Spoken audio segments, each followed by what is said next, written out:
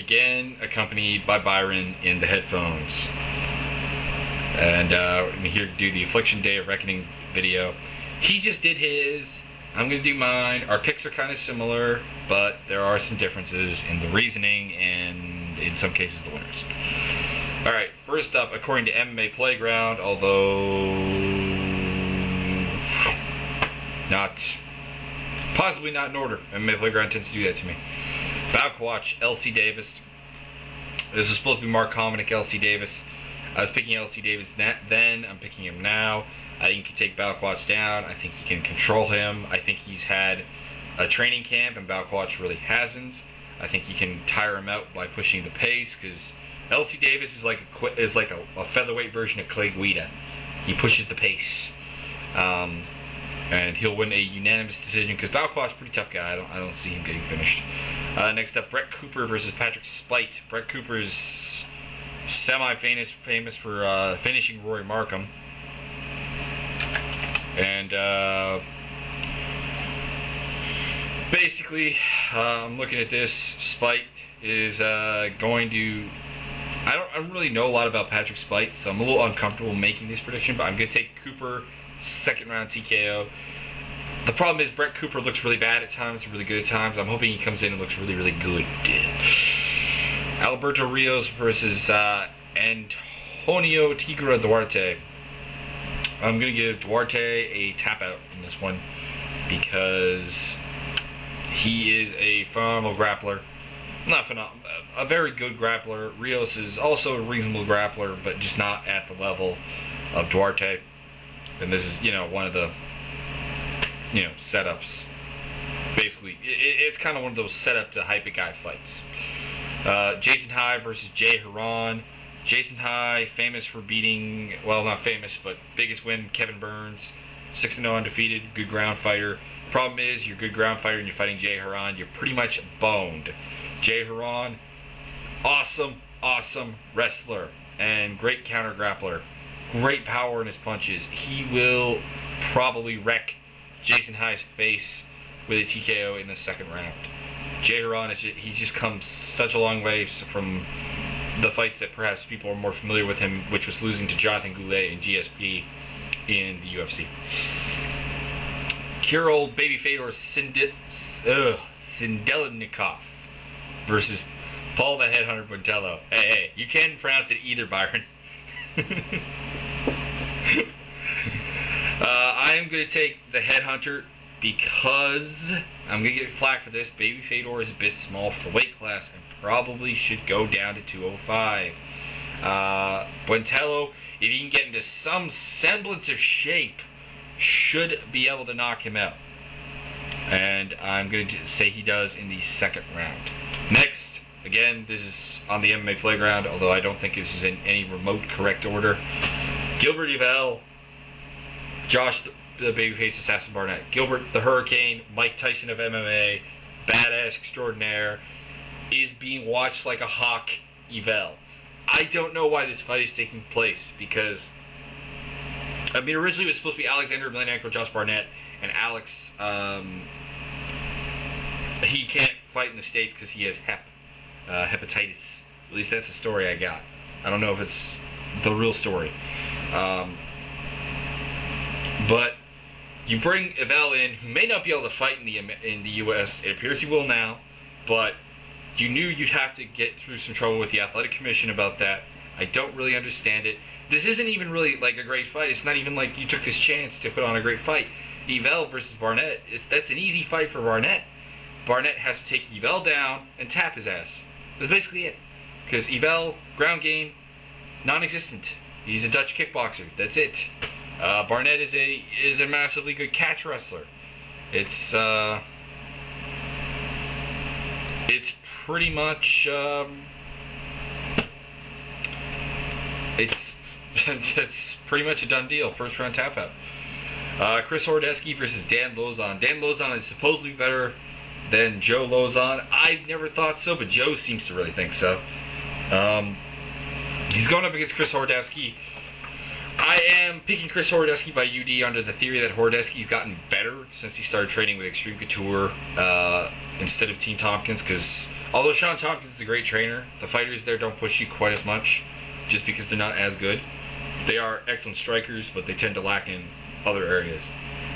So I'm hoping Horodecki's developed some kind of wrestling, some kind of ground game that he was somewhat lacking before. He had some wrestling, he had some ground game. I'm hoping he got better.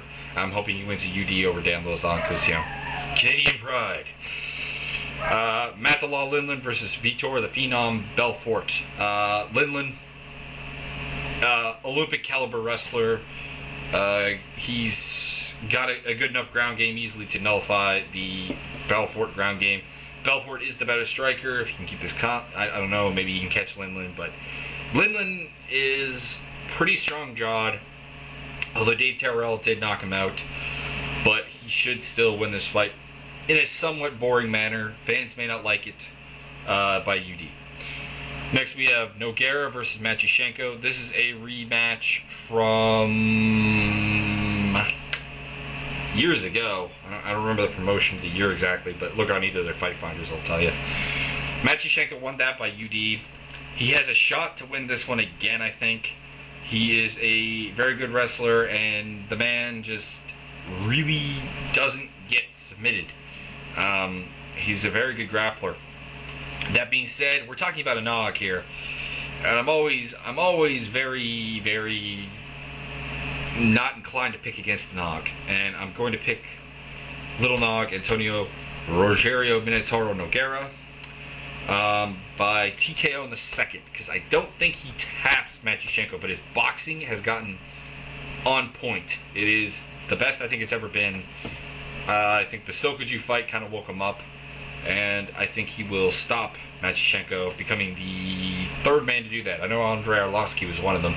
I don't know who the other one was. I can't think of it. I know Tito Ortiz has beaten him, but that was by UD. We have here. So yeah, TKO, second round, I'm going to go with. But I could see Matyushenko taking a UD here. Next, we have Ramon Thierry Sokoju versus Babalu. People make this big deal about Sokoju's judo background, but it hasn't seemed to translate over.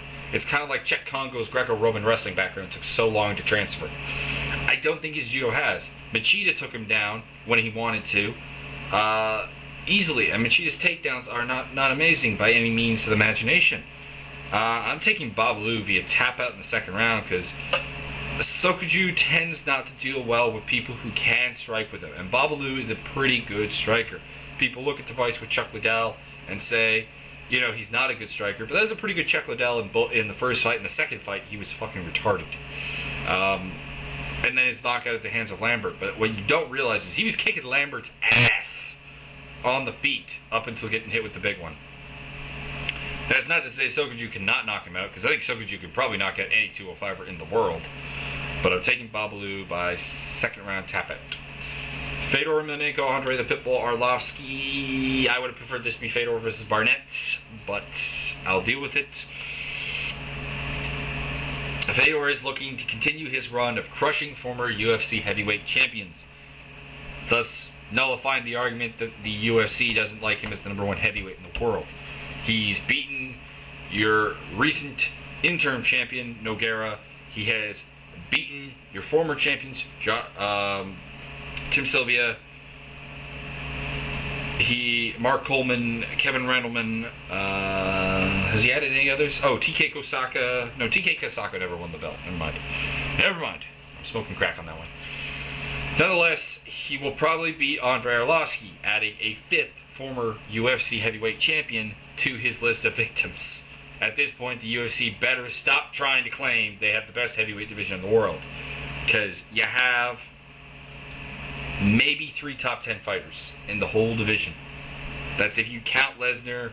That is if you count Mir as top 10, and Nogueira probably is still top 10. Some people would say Randy, but I really don't think so. When you look at Randy's resume at heavyweight, recent loss to Brock Lesnar, beat Tim Sylvia. Tim Sylvia was hurt, not to make excuses for the man, but he was hurt.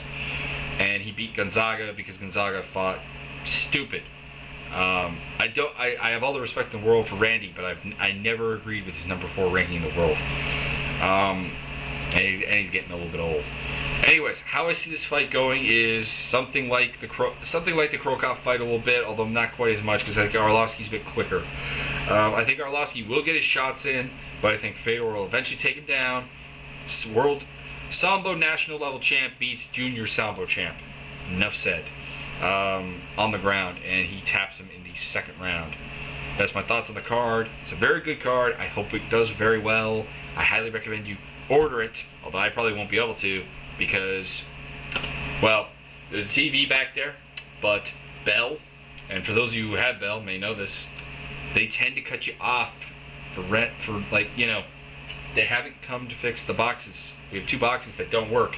I get 2 channels that are not, information channels.